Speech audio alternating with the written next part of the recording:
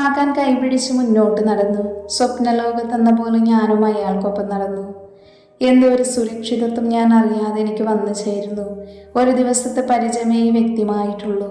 എന്നിട്ടും എന്തോ ഒരു ആത്മബന്ധം അയാളിൽ എനിക്ക് തോന്നുന്നു. അവൾ ഒരു നിമിഷം അവനെ തന്നെ നോക്കി നിന്നു. മത്തു, തനിക്ക് നടക്കാൻ പറ്റുന്നുണ്ടോ? അതെന്താ മാക്കാനെ അങ്ങനെ ഒരു ചോദ്യം ഇപ്പോൾ? അല്ല, എൻ്റെ ബൂട്ട്സല്ലേ ധരിച്ചിരിക്കുന്നേ. താൻ നേരത്തെ പറഞ്ഞത് നേരാ. ശരിക്കും കെട്ടുവെള്ളം തുഴയുന്നത് പോലെയുണ്ട് തന്നെ ഇപ്പൊ കാണാൻ. അത്രയും പറഞ്ഞവൻ ചിരി തുടങ്ങി. താൻ എന്താടോ ഓന്തിൻ്റെ ജന്മമാണോ? അതെന്താടി അങ്ങനെ നീ പറഞ്ഞത്? അല്ല, ഇതിനു മുൻപ് ഞാൻ ഇത് കെട്ടുവള്ളമാണെന്ന് പറഞ്ഞപ്പോൾ എന്തായിരുന്നു എന്നോടുള്ള കലിപ്പ്. എന്നിട്ടിപ്പോൾ നോക്കിയേ, ഞാൻ പറഞ്ഞ അതേ ഡയലോഗ് എന്നോട് തന്നെ പറഞ്ഞ് ചിരിക്കുന്നു. കുഴച്ച മരുന്ന് മാറിയോ മാക്കാനേ? ഡി, കുറച്ച് അഴഞ്ഞു തന്നപ്പോൾ തലേ കയറിയിരുന്നു നീ. തമാശ പറയാതൊന്ന് പോമാക്കാനേ. കുത്തറിഞ്ഞാൽ പോലെ നിൽക്കുന്ന തണ്ടെങ്കിൽ തലയിൽ കയറാനേ മിനിമം ഒരാഴ്ചെങ്കിലും വേണം എനിക്ക്. ഓ, കഴുത്തിന് ചുറ്റും നാക്കാണല്ലടി വടയക്ഷേ. പിന്നെ എൻ്റെ അമ്മ പറഞ്ഞത് കിറക്കിട്ട് കുത്തിയാലും ഞാൻ മിണ്ടില്ലെന്നാണല്ലോ. ഇനി നീ വാ തുറന്ന കാലെ വാരി ഞാൻ നിലത്തടിക്കും. മിണ്ടാതെ വാടി പൂതനെ. മിണ്ടാതെ നടക്കുന്നതാണ് എനിക്ക് നല്ലത്. അല്ലെങ്കിൽ ഈ മനുഷ്യൻ ചിലപ്പോൾ പറഞ്ഞ പോലെ ചെയ്തെന്നിരിക്കും എന്ന് മനസ്സിലോർത്തവൾ മൗനമായി മുന്നോട്ട് നടന്നു. തൊട്ടടുത്തായി പൈക്കരികിൽ ആമ്പൽപ്പൂക്കൾ വിരിഞ്ഞു നിൽക്കുന്നത് കണ്ടവൾ ഒരു നിമിഷം നിന്നു. നിലാവിൽ അവൾ കൂടുതൽ സുന്ദരിയായി വിരിഞ്ഞു നിൽക്കുന്നു. മാക്കാനെ, അവൾ അരുമയായി വിളിച്ചു. വിളികേട്ടെന്താ എന്ന ഭാവത്തിൽ അവൻ അവളെ ഒന്ന് നോക്കി. അതെ, ഒരാമ്പൽപ്പൂ പറിച്ചു തരുമോ പ്ലീസ്? കൊതിയായതുകൊണ്ടാ, ഒരെണ്ണം മതി. അവൾ കൊഞ്ചി പറയാൻ തുടങ്ങി. നിനക്ക് ആമ്പലല്ല ചെമ്പരത്തി പൂവാ ചേർച്ച. സമയമാകുമ്പോൾ എവിടുന്നാന്ന് വെച്ചാൽ ഞാൻ പറിച്ചുകൊണ്ട് വരാം. അതുപോരെ? നീ പൊട പട്ടി. എടി, എന്തടി നീ വിളിച്ചേ? അവൻ അലർച്ചയോട് അവൾക്കരികിലേക്ക് വന്നു. ശേഷം അവളുടെ വലത് കൈ പിടിച്ചു തിരിക്കാൻ തുടങ്ങി. ധൈര്യം ഉണ്ടെങ്കിൽ ഒന്നുകൂടെ വിളിക്കടി. വിടുവാക്കാനെ, കൈ വേദനിക്കുന്നു. ഇനി വിളിക്കില്ല, സത്യം, അവൾ വേദനയോടെ പറഞ്ഞു. അവളുടെ കണ്ണിൽ നിന്നും കണ്ണുനീർ ഇറ്റു വീഴാൻ തുടങ്ങി. ആ കാഴ്ച കണ്ട ഒരു നിമിഷം അവൻ്റെയും ഹൃദയം പിടഞ്ഞു. മെല്ലെ കൈകൾ അവളിൽ നിന്നും അഴച്ചു. അവൻ മുന്നോട്ട് നടക്കാൻ തുടങ്ങി. കണ്ണീരുമായി അവൾ പുറകെയും നടന്നു. മത്തു, അവൻ അരുമയായി വിളിച്ചു അവളെ. അവളൊന്നും കേൾക്കാത്ത ഭാവം നടിച്ചു മിണ്ടാതെ തൻ്റെ തലചരിച്ചു പിടിച്ചുകൊണ്ട് കരഞ്ഞുകൊണ്ട് നടന്നു. എടോ മത്തു, തന്നെയാ ഞാൻ വിളിച്ചേ. താനെന്താ വിളി കേൾക്കാത്തേ? അവൻ ദേഷ്യത്തോട് ചോദിച്ചു.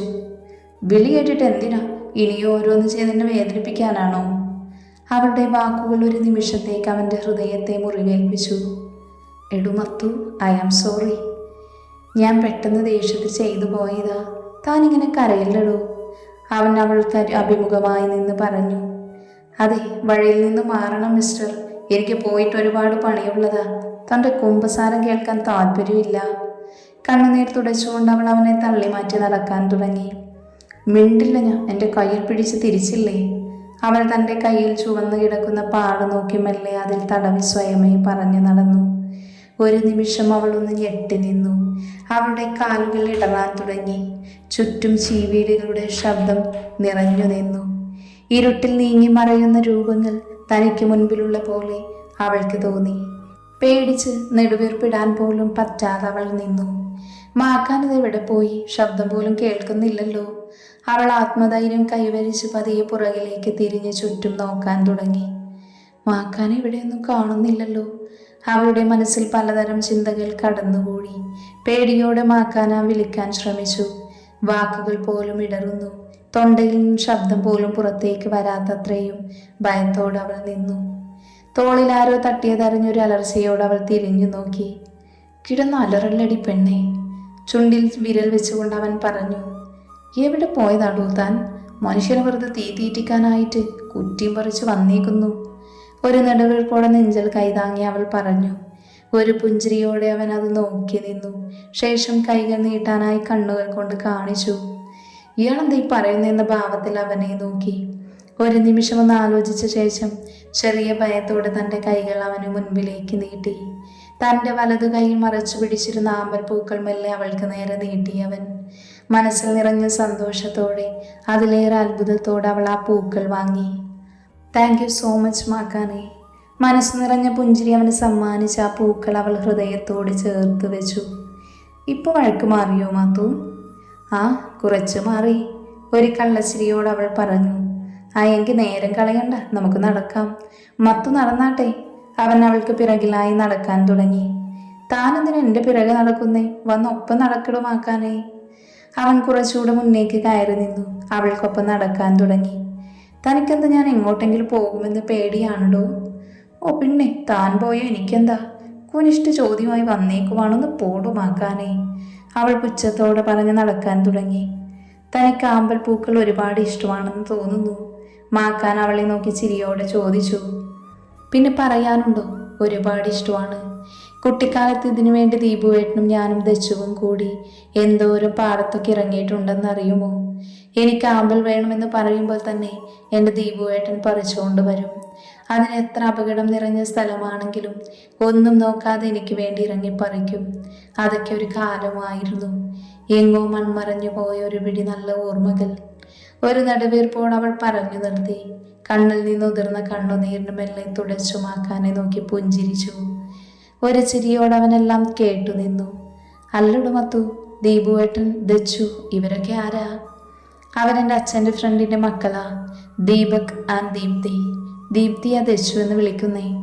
ഞാൻ അവരുടെ എല്ലാം പ്രിയപ്പെട്ട നന്ദൂട്ടി. പറഞ്ഞു കഴിഞ്ഞ് അബദ്ധം പിണഞ്ഞെന്ന് മനസ്സിലാക്കി അവൾ ഒരു കണ്ണടച്ച് നാക്കു കടിച്ചു നിന്നു. കള്ളച്ചിരിയോട് അവനെ ഒന്ന് നോക്കി. എന്തു പറ്റി മത്തു?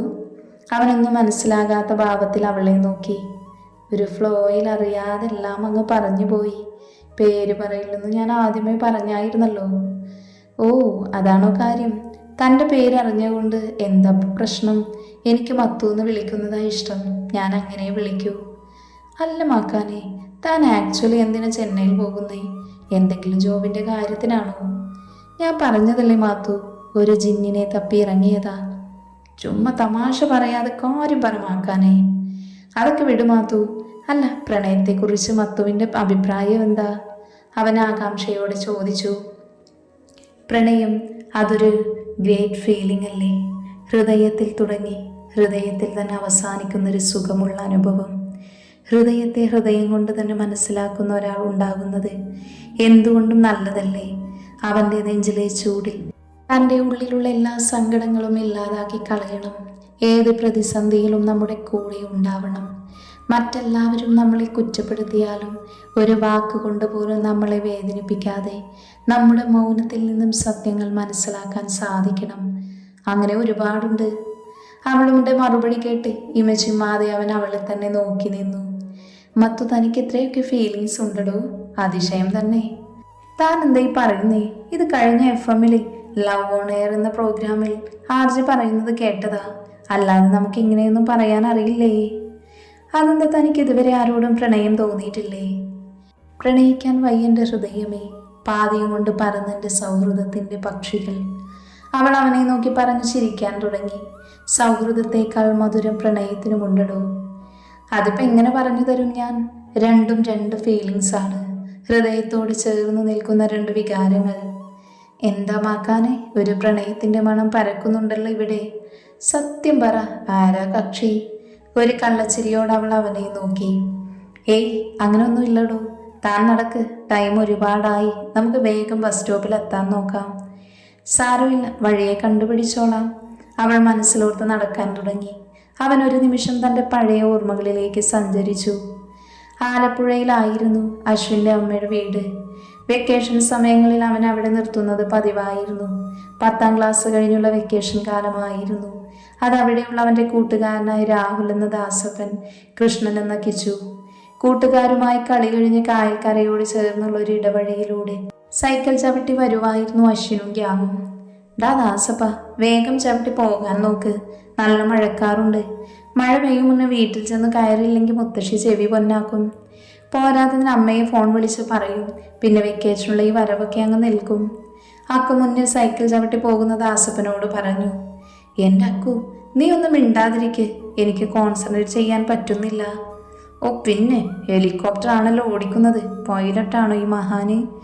ഡയലോഗ് അടിക്കാതെ വേഗം ചവിട്ടിടാമെന്ന് മുന്നിൽ പോകുന്ന ദാസപ്പനെ ചൂടാക്കാൻ അക്കു പറഞ്ഞു. അത് കേട്ട് ദാസപ്പൻ്റെ ബാക്കിലിടുന്ന കിച്ചു ചിരിക്കാൻ തുടങ്ങി. ഒരുപാട് കിളി വേണ്ട, എടുത്ത് കായലിലെറിയാതെ സൂക്ഷിച്ചോ നീ. ദാസപ്പൻ അവനെ തിരിഞ്ഞു നോക്കി പറഞ്ഞു. ദേഷ്യത്തോടെ ചവിട്ടാൻ തുടങ്ങി. ഒന്ന് നേരെ നോക്കി ഓടിക്കണ ചക്കരെ, ആ അക്കു നിന്നെ ചൂടാക്കാൻ തമാശയ്ക്ക് പറഞ്ഞതല്ലേ അതൊക്കെ? കിച്ചു അവൻ്റെ തോളിൽ തട്ടി പറഞ്ഞു. വേഗത്തിലുള്ള ചവിട്ടൽ അക്കുവിൻ്റെ സൈക്കിളിൻ്റെ ചെയിൻ പൊട്ടി. പൊട്ടാൻ കണ്ടൊരു ടൈമേ. അവൻ ദേഷ്യത്തോടെ സൈക്കിളിൻ്റെ ഹാൻഡിലിടിച്ചു പറഞ്ഞു. എന്തു പറ്റിയടാ അക്കു? കിച്ചു ഉറക്കെ വിളിച്ചു ചോദിച്ചു. ദാസപ്പോ ഒന്ന് നിർത്തിയേ, അക്കു അവിടെ നിൽക്കുന്നു, എന്താ കാര്യം എന്നറിയില്ല. കിച്ചു പറഞ്ഞത് കേട്ട് ദാസപ്പൻ സൈക്കിൾ തിരിച്ച് അങ്ങോട്ട് ചെന്നു. എന്തു പറ്റിയടാ അക്കു? ദാസപ്പൻ സൈക്കിളിൽ നിന്നും ഇറങ്ങി അക്കുവിനോടൊപ്പം കുനിഞ്ഞ് ചെയിൻ നോക്കി ചോദിച്ചു. ചെയിൻ പൊട്ടിയതാടാ, സാരമില്ല, നിങ്ങൾ രണ്ടാളും വിട്ടോ, ഞാൻ പതിയെ തള്ളിയെത്തിയേക്കാം. ഹേയ്, നിന്നെ ഇവിടെ ഒറ്റക്കാക്കി ഞങ്ങൾ പോകില്ല. ദാസപ്പൻ്റെ മറുപടി കേട്ട് അക്കു അവനെ ചേർത്ത് പിടിച്ചു. സാരമില്ല ദാസപ്പ, നിങ്ങൾ പോകാൻ നോക്ക്, ഞാൻ ഏതായാലും നനഞ്ഞു, ഇനി കുളിച്ചിട്ട് കയറാം. അതിന് നീ എപ്പോഴാണ് നനഞ്ഞത്? കിച്ചു അതിശയത്തോടെ ചോദിച്ചു. എൻ്റെ കിച്ചു, അവനൊരു പഴഞ്ചൊല്ല് പറഞ്ഞതാ, അതുപോലും മനസ്സിലായില്ലോടെ പൊട്ട. ദാസപ്പൻ അവനെ കളിയാക്കി ചിരിക്കാൻ തുടങ്ങി. മതി, ടൈം കഴിയാതെ രണ്ടാളും പോകാൻ നോക്ക്, ഞാൻ എത്തിയേക്കാം. അവൻ പറഞ്ഞത് കേട്ട് അവർ സൈക്കിളെടുത്ത് പോകാൻ തുടങ്ങി. വേഗം എത്തിയേക്കണം, രാത്രി തറവാട്ടിലെത്തിയേക്കാം, കിച്ചു ഉറക്കെ പറഞ്ഞു. അവരുടെ സൈക്കിൾ അകലുന്നത് അവനൊരു ചിരിയോടെ നോക്കി നിന്നു. ശേഷം വീണ്ടും സൈക്കിൾ പണിയാൻ തുടങ്ങി. അസ്തമയ സൂര്യന്റെ പ്രഭയിൽ ആകാശം ചുവപ്പ് വർണ്ണത്തിൽ ജ്വലിച്ചു നിന്നു. അങ്ങിങ്ങായി ഇരുണ്ടു മൂടിക്കെട്ടിയ കാർമേഘങ്ങളും കാറ്റിൽ നീങ്ങിക്കൊണ്ടിരുന്നു. ഒരു നിമിഷം അവൻ്റെ ഹൃദയമിടിപ്പ് കൂടി വന്നു. തനിക്ക് പെട്ടെന്ന് എന്താ പറ്റിയതെന്നറിയാതെ അവൻ അങ്ങനെയൊന്ന് നിന്നു. തൻ്റെ കണ്ണുകൾ ആരെയോ തിരയുന്നതായി അവന് തോന്നി. മുന്നിൽ കാണുന്ന തറവാടിൻ്റെ ഉമ്മറത്തേക്ക് അവൻ്റെ കണ്ണുകൾ അറിയാതെ തന്നെ ചലിച്ചുപോയി. പച്ചക്കളർ പട്ടുപാവാട, കുളിർപ്പിന്നിലിട്ട കാർക്കൂന്തൽ, വാലിട്ട് നീട്ടിയെഴുതിയ നയനങ്ങൾ, നിലാവിനേക്കാൾ ഭംഗിയാർന്ന ചിരി, അറിവ് അലങ്കാരം എന്നോണം മുഖത്ത് വിടരുന്ന നുണക്കുഴികൾ, നെറ്റിയിൽ ഒരു മഞ്ഞൾ കുറിയും തൊട്ട് നിലവിളക്കുമായ ഒരു പെൺകുട്ടി പടികൾ ഇറങ്ങി വന്നു. തൊട്ട് മുമ്പിലായുള്ള തുളസി തറയിലെ മൺചിരാതിൽ ദീപം പകർന്നു. അവൾ തൊടുകയോടെ കണ്ണുകൾ അടച്ചു നിന്നു. ആ കാഴ്ച കണ്ണിമ വെട്ടാതെ അവൻ നോക്കിയിരുന്നു. മുഖത്ത് തിളങ്ങി നിൽക്കുന്ന ദേവീഭാവം അവളെ കൂടുതൽ സുന്ദരിയാക്കി. അറിയാതെ തന്നെ അവൻ്റെ അതരങ്ങൾ ആ നിമിഷം ഒഴിഞ്ഞു. എൻ്റെ പെണ്ണ്. മാക്കാനേ, ബെസ്റ്റ്. ഇയാൾ നിന്ന് സ്വപ്നം കണ്ട് നിൽക്കുവാണോ? തൻ്റെ കൈകൾ ഇടുപ്പിൽ കുത്തി നിന്ന് അവൾ അവനെ വീക്ഷിക്കാൻ തുടങ്ങി. ആ നിൽപ്പ് കാണാൻ തന്നെ എന്താ ഒരു ലുക്ക്. നല്ല കട്ട താടിയും മീശയും, നെറ്റിയിലേക്ക് വീണ് കിടക്കുന്ന മുടികൾ, എന്തോ ആലോചിച്ച് എങ്ങോട്ടോ നോക്കി നിൽക്കുന്ന കണ്ണുകൾ. ഇവനെന്തായി ചിന്തിച്ചുകൊണ്ട് നിൽക്കുന്നതെന്ന് വിചാരിച്ച് മുകളിൽ നിന്നും താഴേക്ക് നോക്കി നിൽക്കുന്ന ചന്ദ്രൻ ചേട്ടൻ. ഈ സീന് മൊത്തത്തിൽ കാണുമ്പോൾ എന്താ ഒരു അന്തസ്. ഇയാളെന്ന് പറഞ്ഞ് അവൾ ചുറ്റും നോക്കാൻ തുടങ്ങി. പറ്റിയൊന്നും ഇല്ലല്ലോ എറിയാൻ. അല്ലെങ്കിലും എറിയാൻ അറിയുന്നവൻ്റെ കയ്യിൽ വടി തരില്ലല്ലോ. അല്ലെങ്കിൽ വേണ്ട, ചെറുത് കൊടുത്ത് വലുത് വാങ്ങുന്നത് എന്തിനാ എന്നോർത്ത് അവന് മുന്നിലായി നിന്ന് മുഖത്തേക്ക് കൈവീശി മാക്കാനെ വിളിച്ചു. ഹലോ മാക്കാനേ. എൻ്റെ പെണ്ണ്. സ്വപ്നത്തിൽ നിന്നും ഉണർന്ന് അവളെ നോക്കി പറഞ്ഞു. എൻ്റെ പെണ്ണോ? അതാരാ മാക്കാനേ? തൻ്റെ പേര് പിന്നെയും ലൂസായോ? അവളുടെ ചോദ്യം കേട്ടവനൊന്ന് ഞെട്ടി. ഞാൻ പെട്ടെന്ന് ജിന്നിനെ കുറിച്ച് ആലോചിച്ച് പറഞ്ഞു പോയതാ, അവൻ വെപ്രാളത്തോടൊരു വിധത്തിൽ പറഞ്ഞൊപ്പിച്ചു. എന്തു പറ്റി പെട്ടെന്ന് ജിന്നിനെ കുറിച്ച് ചിന്തിക്കാൻ? അത്രയ്ക്ക് തലക്കഴിച്ച പ്രണയമാണോ അത്? അവളൊരു കള്ളച്ചിരിയോട് അവനെ നോക്കി ചോദിച്ചു. പിന്നെ തലക്ക് മാത്രമല്ല, എൻ്റെ ചങ്കും കട്ടെടുത്ത ജിന്നാണത്, എൻ്റെ മാത്രം ജിന്ന്. പറഞ്ഞു നിർത്തി അവൻ ആർദ്രമായി അവളെ നോക്കി. ആ നോട്ടത്തിൻ്റെ തീക്ഷ്ണത താങ്ങാനാവാതെ അവൾ മെല്ലെ മുഖം മാറ്റി. അതെ, ഇവിടെ ഇങ്ങനെ നിൽക്കാനാണോ ഭാവം? വേഗം പോകാൻ നോക്കാം. ഹേയ്, ഞാൻ പെട്ടെന്നറിയാതെ എന്തൊക്കെയോ ചിന്തിച്ചു കൂട്ടി, അതാ. അല്ലടുമാക്കാനേ, എനിക്കൊരു ഡൗട്ട്. എന്തേ? ചോദിച്ചോ മത്തു. അല്ല, പെട്ടെന്നൊരു സുപ്രഭാതത്തിൽ പൊട്ടിമുളിച്ച പ്രേമമായെന്ന് തോന്നുന്നില്ല ഇത്. അങ്ങനെയാണെങ്കിൽ ഒരു ജിന്നിനെ തപ്പിത്താൻ ഇവിടം വരുമെന്ന് വരില്ലല്ലോ. അപ്പോൾ ഇത് കുറച്ച് പഴക്കം ചെന്നതാണെന്നാ എൻ്റെ ഒരു തോന്നൽ. അത് ശരിയല്ലേ മാക്കാനേ? തന്നെ സമ്മതിച്ചു മത്തു. ഇതൊക്കെ എന്ത്? എന്നെ പുകഴ്ത്തുന്ന എനിക്ക് തീരെ ഇഷ്ടമല്ല.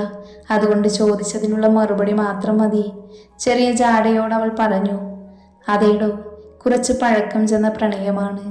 പഴകും തോറും പ്രണയത്തിന് മധുരം കൂടുമെന്നല്ലേ ചൊല്ല്? വീഞ്ഞിനെന്നല്ലേ ചൊല്ല്? ഹാ, എന്തെങ്കിലും ആവട്ടെ, അവൾ മനസ്സിലോർത്തു. മതി മത്തു, നടക്കാൻ നോക്കാം, ഇനിയും നിന്ന് ടൈം പോകും.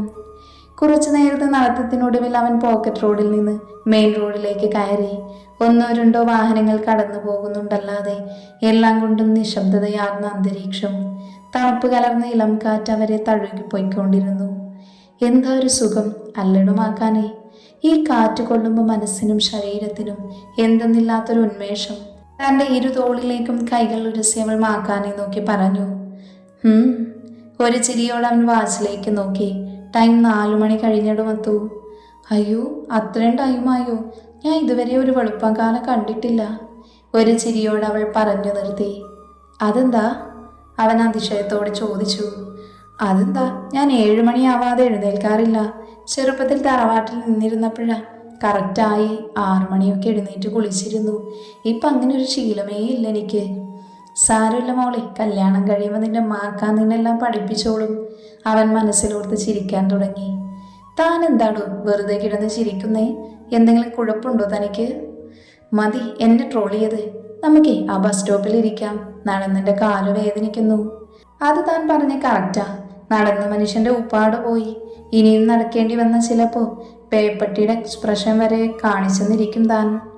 ബസ് സ്റ്റോപ്പിൽ അറേഞ്ച് ചെയ്ത് വെച്ചിരുന്ന ചെയറിൽ തൻ്റെ ലഗേജ് ഊരി വെച്ച് അതിന് തൊട്ടടുത്തായി അവളിരുന്ന ശേഷം കൈമുകളിലേക്ക് ഉയർത്തി കുടയാൻ തുടങ്ങി. എന്തു പറ്റിയടോ മത്തു? നല്ല വേദനയുണ്ടോ? പിന്നെ എന്താ ഒരു സുഖം. നട്ടപ്പാതിരക്ക് ഈ കണ്ട ലഗേജ് മൊത്തം ചുമന്ന് ഇത്രയും ദൂരം നടന്നു. പോരാത്തതിന് ആരാന്ന് കൂടി അറിയാത്തൊരു തമിഴിനെയും തള്ളി. ഇത്രയൊക്കെ ചെയ്തിട്ട് വേദനയുണ്ടോന്ന് എന്ത് ചോദ്യമാണോ ഇത്? അവൾ പരിഹാസത്തോടെ അവനെ നോക്കി പറഞ്ഞു. പിന്നെ ഞാൻ എന്തു വേണം? നിന്റെ കയ്യും കാലും തിരുമ്മി തരണം. ഓ സന്തോഷം. താൻ നിർബന്ധിച്ചാ ഞാൻ സമ്മതിക്കാം. ബട്ട് താൻ നിർബന്ധിക്കണം. അയ്യോ, എന്തിനാ അത്രയും മാത്രമാകുന്നത്? എല്ലാം കഴിഞ്ഞ് മടിയിലിരുത്തി കൊഞ്ചിക്കുക കൂടി ചെയ്യാം. എന്തേ, അത് മതിയോ തമ്പുരാട്ടിക്ക്? മാക്കാൻ്റെ ഇഷ്ടം എന്താണോ അതാണ് എൻ്റെ ഇഷ്ടം. പക്ഷേ എന്നെ നിർബന്ധിക്കണം. പന്ന മോളെ, നീ എന്താടി ആളെ വടിയാക്കുവാണോ? എൻ്റെ പൊന്നു മാക്കാനെ, ഞാൻ ഒന്നും പറഞ്ഞിട്ടില്ല, താനൊന്നും കേട്ടിട്ടുമില്ല. മിണ്ടാതിരുന്ന നിനക്ക് കൊള്ളാം, അത്രേ എനിക്ക് പറയാനുള്ളൂ. ഇതെന്തു തരം ജീവിയാണോ എന്തോ? ഇതോടെ വംശനാശം വന്നാൽ മതിയായിരുന്നു. അവൾ ശബ്ദം താഴ്ത്തി പറഞ്ഞു. അത് കേട്ട് അവനിൽ ചിരി വിടർന്നു. അത് ഉള്ളിലൊതുക്കി ഗൗരവത്തിൽ അവളെ നോക്കി. മത്തു, ബസ് വരുന്നു, ലഗേജ് എടുത്ത് വേഗം. മാക്കാൻ പറഞ്ഞത് കേട്ട് അവൾ ലഗേജ് എല്ലാം എടുത്ത് ബസ്സിനായി വെയിറ്റ് ചെയ്തു. മുമ്പിലായി നിർത്തിയ ബസ്സിൽ കയറി. ടൈം 4 മണിയായതിനാൽ സീറ്റ് പകുതിയും കാലിയായിരുന്നു. അതെ, താൻ അവിടെ ഇരുന്നു. ബാക്ക് സൈഡിലുള്ളൊരു സീറ്റ് ചൂണ്ടിക്കാട്ടി അവൾ പറഞ്ഞു. അപ്പൊ താൻ എവിടെയോ ഇരിക്കുന്നേ? അവനെ നോക്കി അവൾ ചോദിച്ചു. ഞാൻ ഈ സീറ്റിൽ ഇരുന്നോളാം, താൻ പോയി ഇരുന്നോ അവിടെ. അയ്യോ അത് വേണ്ട, ഞാനും തൻ്റെ ഒപ്പം ഇരുന്നോളാം. അവൾ ദയനീയമായി അവനെ നോക്കി പറഞ്ഞു. ശേഷം സീറ്റിൻ്റെ വിൻഡോ സൈഡിലേക്ക് നീങ്ങിയിരുന്നു. ഒരു ചിരിയോടെ അവനും അവൾക്കടുത്തേക്കിരുന്നു. പുറത്തുനിന്ന് വീശുന്ന കാറ്റ് ആസ്വദിച്ചവൾ മെല്ലെ കമ്പിയിൽ തലചേർത്തിരുന്നു. അറിയാതെ തന്നെ അവൾ മയക്കത്തിലേക്ക് വീണു. സീറ്റിൽ തലചേർത്ത് കണ്ണുകൾ അടച്ചിരുന്നവൻ മെല്ലെ കണ്ണുകൾ തുറന്ന് അവളെ നോക്കി. അവൾ മയക്കത്തിലാണെന്ന് മനസ്സിലാക്കിയ തൻ്റെ കരങ്ങൾ അവളുടെ കരങ്ങളുമായി കോർത്ത് പിടിച്ചു. ഇനിയൊരിക്കലും തനിച്ചാക്കില്ല എന്നുറപ്പോടെ. അതറിഞ്ഞെന്നോണം ഉറക്കത്തിൽ അറിയാതെ തന്നെ അവളിൽ ചെറു പുഞ്ചിരി വിടർന്നു. അറിയാതെ തന്നെ അവൻ്റെ തോളിലേക്ക് തല ചേർത്തു കിടന്നു. അവൻ പതിയെ അവളുടെ കവിളിൽ തലോടിക്കൊണ്ടിരുന്നു. നിഷ്കളങ്കമായ അവളുടെ മുഖത്തേക്ക് നോക്കും തോറും അവനിൽ പ്രണയത്തിൻ്റെ വേരുകൾ കൂടുതൽ ശക്തിയായി ഉറച്ചുകൊണ്ടിരുന്നു. എങ്ങോ മനസ്സിൽ കയറിക്കൂടിയ രൂപം ആ പെണ്ണെ നിന്റെ. അതെവിടുന്ന് പറിച്ചറിയാൻ 1000 വട്ടം നോക്കിയതാ. പക്ഷേ മറക്കാൻ ശ്രമിക്കും തോറും അത് ആഴത്തിൽ വേരുകൾ ഉറപ്പിച്ചിരുന്നു. മറ്റൊരുത്തിനും നിന്നെ ഞാൻ വിട്ടുകൊടുക്കില്ലടി. എൻ്റെ ആദ്യ പ്രണയം അതുതന്നെയാവണം എൻ്റെ അവസാന പ്രണയവും. അവൻ മനസ്സിൽ പറഞ്ഞ ശേഷം തൻ്റെ തലയും അവളോട് ചേർത്ത് വെച്ച് പഴയ ഓർമ്മകളിലേക്ക് ലയിച്ചു.